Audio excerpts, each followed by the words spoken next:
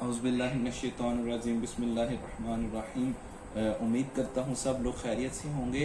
अच्छा जी, न्यूमेरिकल्स चल रहे थे तो आज जो हमारे पास न्यूमेरिकल्स है वो 13.4 है, यानी 13 चैप्टर का सेकेंड ईयर का। और न्यूमेरिकल कुछ इस तरह है। A rectangular bar of iron is 2.0 centimetre bye 2.0 centimeter in cross section and 40 centimeter long. Calculate its resistance if the resistivity of iron is 11 into 10 की रेज़ पावर -8 और ohm metre. अच्छा, आपके पास एक रेक्टेंगुलर बार है जिसकी साइड गिवन है 2 centimetre और 2 centimetre. ठीक है, एरिया हमने फाइंड करना है। उसके बाद 40 मीटर लॉन्ग लेंथ उसकी आ गई। Calculate its resistance if the resistivity of iron is. सही है, तो हम डाटा लिखते हैं और साथ साथ एक्सप्लेन करते हैं। जी, आपके पास जो आयरन है वो आपको गिवन था 2.0 सेंटीमीटर और 2.0 सेंटीमीटर और साथ था क्रॉस सेक्शन। सो हमने क्रॉस सेक्शनल एरिया फाइंड करना है और एरिया आपको पता है रेक्टेंगल का लेंथ इनटू विड्थ होता है या लंबाई इनटू चौड़ाई। सही है, तो आपके पास यानी 2.0 मल्टीप्लाई 2.0 तो ये आपके पास आ जाएगा 4.0। और क्योंकि ये दोनों सेंटीमीटर में थे और हमें पता है जो आपका एरिया होता है वो सेंटीमीटर स्क्वायर में आ जाएगा। अब फिर सिंपल इसको साथ ही चेंज कर देते हैं क्योंकि हमें पता है जो SI यूनिट है वो हमारा क्या है जी, मीटर स्क्वायर में। तो इसलिए हम इसको चेंज कर देते हैं। सो हमें पता है जब हमने बड़े में जाना होता है तो हम क्या करते हैं, डिवाइड करते हैं। अब 1 मीटर में हमें पता है 100 सेंटीमीटर होते हैं, तो हम 1 सेंटीमीटर को कन्वर्ट करने के लिए डिवाइड करेंगे 100 से, लेकिन यहाँ पे हमारे पास सेंटीमीटर स्क्वायर है। सो हमारे पास 2 सेंटीमीटर है। सो हमने दोनों सेंटीमीटर को कन्वर्ट करना है, इसीलिए हम 100 और साथ 100।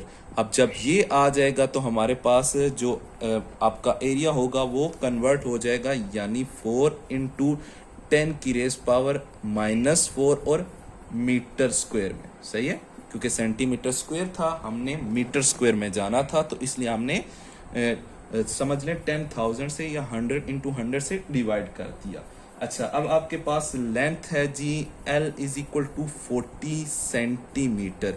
अब हमें पता है 40 सेंटीमीटर को फिर हम चेंज करेंगे क्योंकि L इज इक्वल टू आपके पास क्या कहते हैं, अगर मैं इसको 40 डिवाइडेड बाय 100 करूं क्योंकि मीटर में जाना है तो मीटर आपके पास आ जाएगा जी, क्या कहते हैं इसको, हम एक 0 कैंसिल और 1 कैंसिल और आपके पास जो वैल्यू आ जाएगी वो क्या आ जाएगी जी, वो आपकी जो वैल्यू आ जाएगी लेंथ की वो L इज इक्वल टू 0.4 आ जाएगी।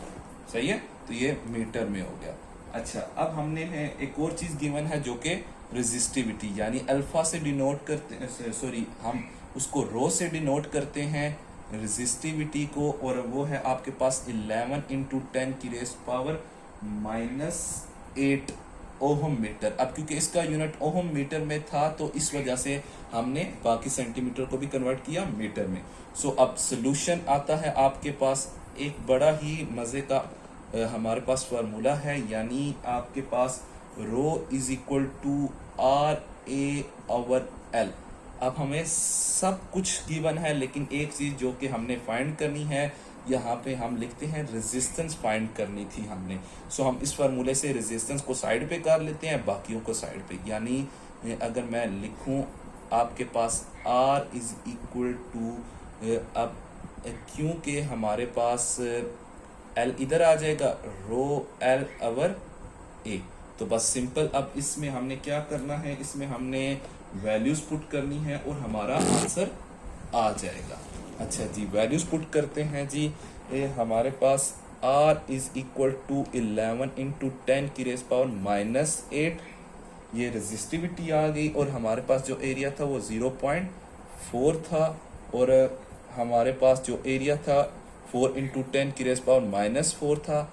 अब सिंपली कैलकुलेटर से कैलकुलेट करते हैं और हमारे पास आंसर आ जाएगा जो कि है 1.1 इंटू 10 की रेज़ पावर -4 ओहम।